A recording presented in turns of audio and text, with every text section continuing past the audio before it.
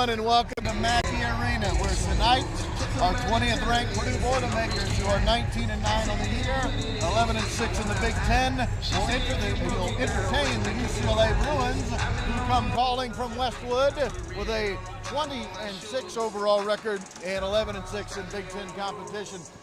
Welcome to this special edition of BoilerBall Live. I'm Rob Blackman. To my right, my broadcast partner on the radio, Bobby Riddell, the former Boilermaker, of course, and to my left, our sports information director for all things Purdue basketball, Chris Forman.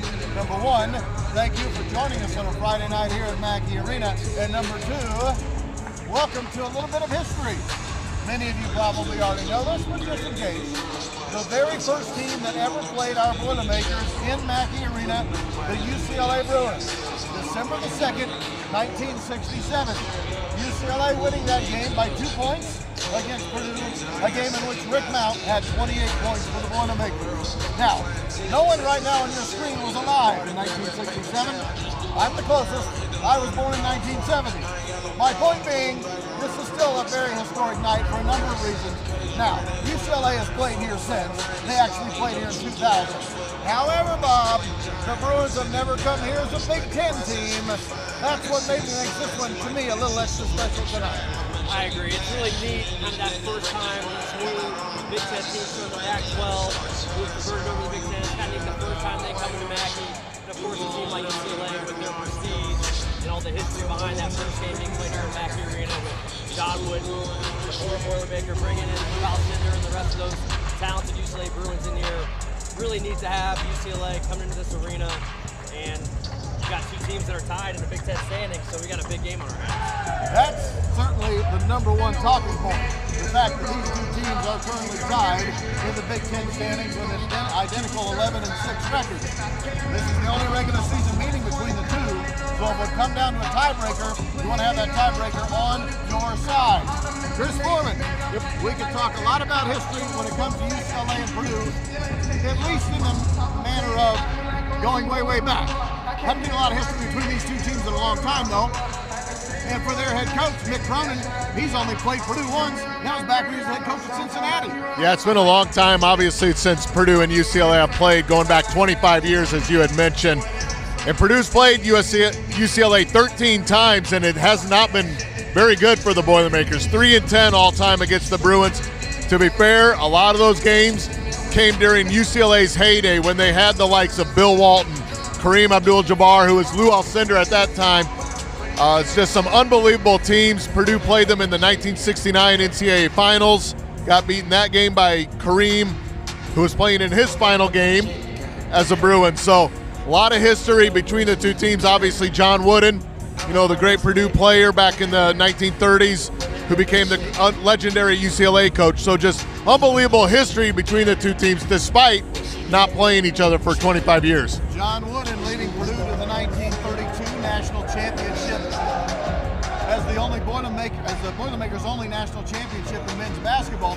Chris mentioned the national title game in 1969. Lou Alcindor did okay in that game. 37 points and 20 rebounds against our Boilermakers. Not too bad. Maybe we can see a 37 and 20 tonight from one of the guys in the Purdue uniform. I'm not sure. I know this much, Bob Riddell. When you look at this year's edition of the UCLA Bruins, if there's one thing they're really, really good at, defense. They turn you over, and they don't give up a lot of points. No question. Defensively, it's going to be a tough matchup for Purdue tonight. It's the team that's number one in the Big Ten play in turnover margin, so they don't turn it over, and they're causing lots of turnovers. You got the great rim protection off the bench. The young freshman Wara can really defend the rim, and then they got a bunch of guards who really get out in pressure, can force turnovers. Kobe Johnson, maybe the best perimeter defender in the league. He's a guy who's probably got a chance to play at the next level. Long, athletic. It's going to be a tough matchup for our Purdue Boilermakers. And we're certainly coming off a tough game at Indiana. Those turnovers in the second half really spiraled us there. So can we get back to the friendly confines and take the rock like we did against Wisconsin the last time we were here? We really had 4 turnovers. Unfortunately, we only lost 3 in that game. So can we find a way to win the turnover margin against a team that's ranked first in the league? UCLA top 25 in the country in points allowed. They are the number one team in the Big Ten in turnovers forced at about 15 and a half a game. Let's see, how can I put this gently? I can't. 2-point percentage for the opposition the last 3 games against Purdue in the second half. Chris, you know this number because you gave it to me. Yeah, I do, unfortunately. Teams are 40 of 49, which is about 81%, 82% from 2-point range the last 3 games in the second half. And it's been just issues of Purdue overreacting, I think is what the coaches will say. Players hit a 3, they hit another 3, and we kind of overreact to what's happening on that. And, you know, all the systems kind of break down a little bit if you want to go with that. So they spent all week really trying to increase the energy on defense, get back to the way we were about a month ago, forcing turnovers, being in the right spots. A lot of it's just simple breakdowns of not being in the right spot and overreacting to things. So they've gone back to work, trying to get in the right spots, trying to stay disciplined in what they're doing defensively. So hopefully we'll see a difference tonight. UCLA is not really a high-powered offense. They don't have a guy that can go for 30. Their leading scorers averaging about 13 a game. Now they've got good depth. They got guys that can shoot the 3, but they don't make a lot of them. So hopefully Purdue can get back to the basics and really start to shine again on defense. You know what's crazy, Chris? In the month of January, Purdue was leading the Big Ten in points allowed. Purdue was leading the Big Ten in turnovers forced. And once the calendar flipped to February, it's gone completely 183. Yeah, it's just been weird. If you look nationally, our defense was a top 5 defense nationally in the month of January. Up until through the USC game or so, and then we went to Michigan.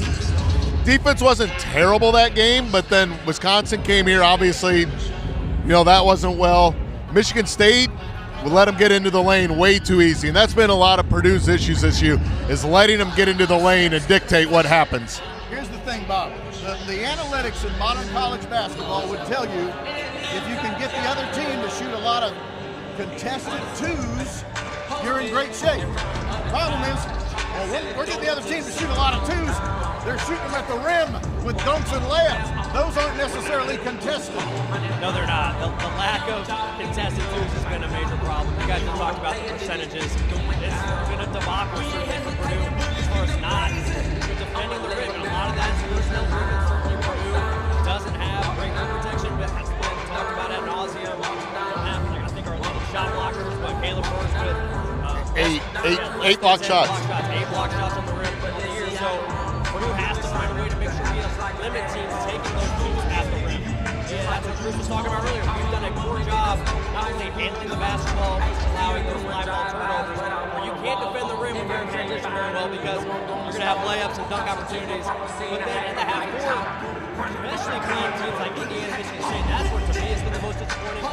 These are not teams that shoot the 3 ball very well at all. Like, Jay Higgins is out there Michigan State airballing wide open 3s, and yet we're not committing to defending the rim in the paint, not making the opposition pick it out and take it from you when they're not great at it. That's what makes that to me is like, you're playing a team that's not very good team.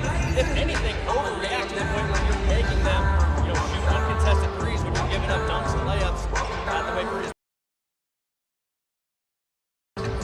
The loss of Daniel Jacobson, who in the music cloud, I don't know if you mentioned him or not, but in the first game against Texas A&M Corpus Christi, he had 3 blocks in 25 minutes.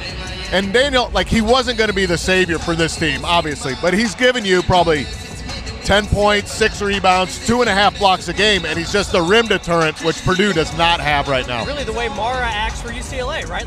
Maybe not necessarily starting every game or maybe not necessarily a huge piece of the puzzle, but in certain matchups, or just like you said, just being a presence game in, game out, that's what really would be beneficial. Yep. Bob talking about Adai Mara, the 7'3" center for UCLA. A couple of things tonight could happen historically for the Boilermakers, and both of them involve Braden Smith. I'll let Chris elaborate. Number 1, the all-time assists record here at Purdue is definitely within his reach tonight. Yeah, he needs 3 to set the record, 2 to tie it for the career assist. Again, we always talk about Braden and what he's meant to this team, and especially offensively. And to set the record that he's going to set probably tonight, you hope tonight, in 3 years, 103 games. Bruce Parkinson had 115 games or 125 games, something like that, 690 career assists. Braden's at 688 in his 102nd career game. So just to set their career assist record in 3 seasons. It's a really special career season. He's close to 250 assists this season, which no one in Purdue has done before him last year. So again, he's just doing a great job setting the table for the Purdue offense. Also, Braden tonight will have a chance to move into the top 5 career steals in the history of Purdue basketball. He's too shy of matching Ricky Hall for 5th place in the history of Purdue basketball career steals, so we'll keep an eye on that. A couple of notable things before we say so long. If you're coming to the game tonight, look for a guy I think you should recognize pretty easily in the stands. Rick Mount is here tonight. Rick, of course, was a Boilermaker in uniform the first time UCLA played in this building back in 1967. Rick had 28 points in that game for Purdue. He is here tonight as a guest of Purdue basketball. We're happy to see Rick Mount joining us, and maybe he can bring our Boilermakers a little bit of luck tonight here against UCLA. Also, before we say so long, we want to give a tip of the cap, a huge thank you to Andrew Stein. Now, for those who don't know Andrew's name, you certainly know his work.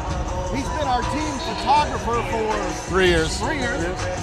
When you go on social media and you see all these cool photos of Purdue players either with action shots or walking to the airplane or hanging out in the locker room or locker room celebrations, 99% of the time, that was Andrew Stein on the other end of the camera. Andrew's taken a new job in the NFL with the Carolina Panthers. We wish him well. Today is his last day with Purdue. We want to make sure we give him a shout out because he has been oh so good at that still photography that he has brought to you fans of Purdue basketball over the last 3 years, and we wish him the very best. He's so good, he even made Bob and I look good in a few photos, so it's not easy to do, as many of you know, including our wives. Bob, final thoughts on this one today. How does Purdue snap the 4-game losing skid? Well, I think Purdue, from a defensive standpoint, they got to come through, right? We talk about the 70-point mark, so how critical that is. If Purdue allows less than 70 points, undefeated on the season, we haven't done that since our home game against Michigan back in January. So this UCLA team, not a great offensive team, not super explosive as Chris talked about. So can the defense show up here tonight, allow less than 70, and then as long as Purdue wins the turnover margin, I feel really good about Purdue's chance to win this game. Chris, you've been at practice all week. One of the luxuries of having a week off is Purdue had a chance to practice all week. One of the coaches been emphasizing that if it can be translated tonight, can get Purdue off of this 4-game skid. Yeah, they've just said, you know, UCLA is going to pressure. You saw it the second half, especially against Indiana. They really got after us. So it's just going to be about being disciplined and confident. And then on defense, just being, again, disciplined in what you do, contest everything, and just, you know, keep people out. UCLA out of the paint, good things will happen. All else fails, we'll throw Rick Mount in the game. He's probably got a couple. I'm Rob. Thanks for joining us tonight, everyone, here on BoilerBall Live. Bob and I will be on in Hail Purdue.